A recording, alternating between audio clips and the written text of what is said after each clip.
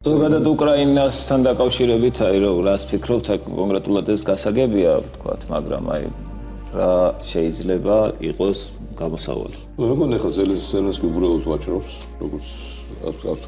როგორც ბიზნესმენს ევაჭრება ტრამპს, ანუ უბრალოდ ვაჭრობს უკეთეს პირობებისათვის, თორე ეს არის, ეს თავისთავად ეს ამბავი, რომ საბოლოოდ ეგრე იქნებოდა, ანუ ესე იგი რუსეთი გაიწევდა შეიძლება მაქსიმალურად გაიწევდა და იქ ევროპის ჯარი დადგებოდა მშვიდობის ყოფილად.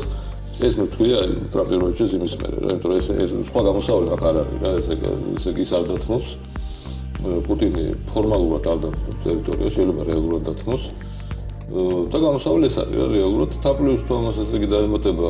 ანუ რასაც კორეიზაციას ეძახიან რეალურად, აი გაყოფა გაქნება, არა, ანუ გაიწევა პუტინი, იქ ჩადგება იმ ტერიტორიაზე, რომელიც ახლა დაკვირვებული აქვს ევროპის ჯარები.